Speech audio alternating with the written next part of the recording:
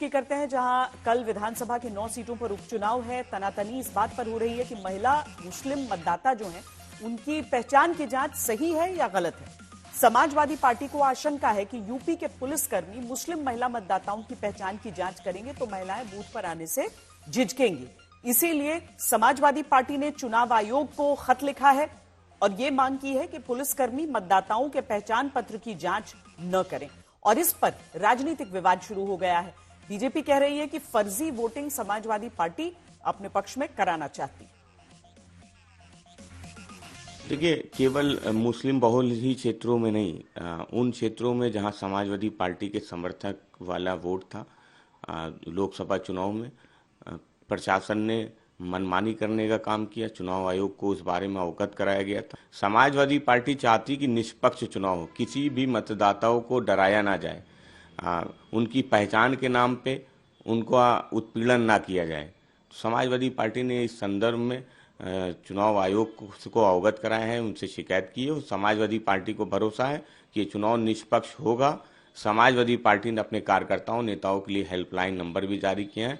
हम सचेत हैं, किसी भी कोई भी घटना कहीं घटित होगी तो हम चुनाव आयोग को अवगत कराएंगे और चुनाव आयोग से उम्मीद करते हैं कि चुनाव आयोग ये चुनाव निष्पक्ष तरीके से कराएगा। सर, समाजवादी पार्टी पत्र लिख रही है आयोग को, कह रही कि बुर्का नशीन महिलाओं की चेकिंग ना हो, जिससे कि बताया कि निर्वाचन आयोग को जो नियम कानून है उनके तहत सबको निर्वाचन की प्रक्रिया में हिस्सा लेना चाहिए और इस प्रकार की बयानबाजी करके लोकतंत्र के संवैधानिक संस्थाओं पर प्रश्न चिन्ह लगाना अच्छी बात नहीं है। समाजवादी पार्टी, कांग्रेस लगातार इस प्रकार के कुकृत्यों को करती रही है। पार्टी को डर लगता है कि कहीं वोट ट्रांसफर ना हो जाए बीजेपी। भारतीय जनता पार्टी नियम कानून के तहत ही, निर्वाचन आयोग के जो नियम कानून है उसके तहत मतदान में अपने कार्यकर्ताओं को साथ लेकर के जनता के आशीर्वाद से भागीदार।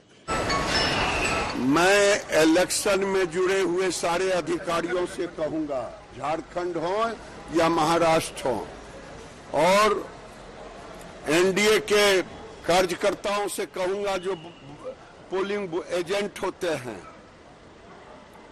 धर्म के नाम पर वोट जिहाद ना करें। बुर्का पहन करके, बुर्का खुलवा करके देखें।